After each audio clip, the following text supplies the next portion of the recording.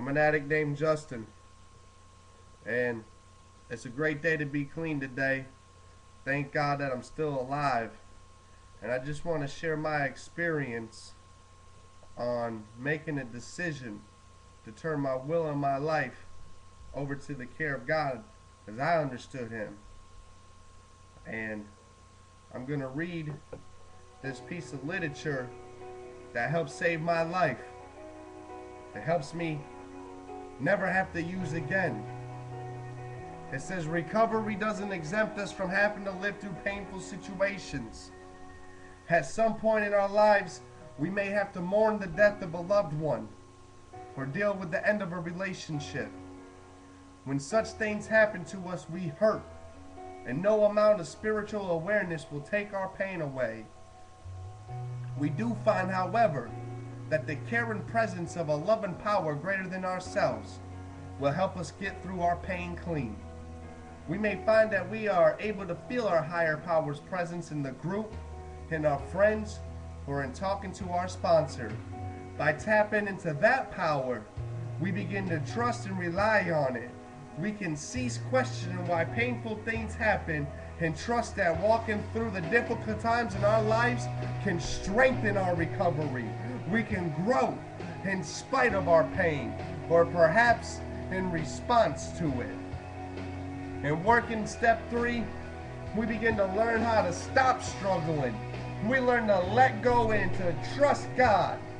If we take the time to think and seek direction before acting, we no longer have to run on our own self-centered will.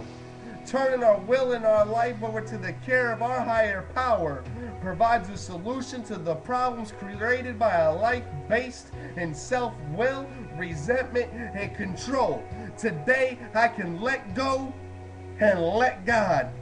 Today, I can live by faith. See, I ain't got to see the whole staircase. All I got to see is the first step. And if I can take that first step in faith and put the effort into it, I have faith that God will carry me to the next step. And He will open up a door that leads to something better. See, God won't ever put on me more than I'm able to bear. For He's a loving God, a caring God. Step 3 doesn't free us from having to take action, but it does liberate us from excessive worry about the results. If we want something, a job, education, recovery, we have to make the effort to get it. Our higher power will take care of our spiritual needs, but we need to participate in our own lives. We can't simply sit back and expect God to do everything. We are responsible for our recovery. And you know, I'm going to close with this, that today, whatever pain I go through, it is a gift from God.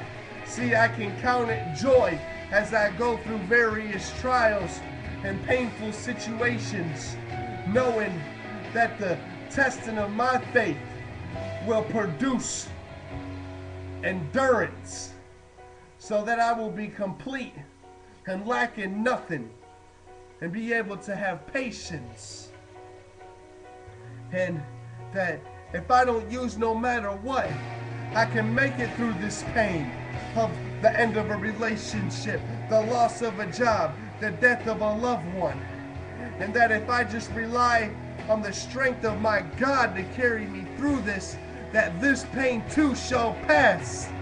And one day, when my brother and sister go through the same pain, the same trial, I'll be the one who gets to share my experience and where I found my strength, for it to give them hope, to carry them through it. And that is the blessing and the gift of my pain. And that is where I get my joy, that I can help another addict, another person, make it one more day. For I was able to make it one more day.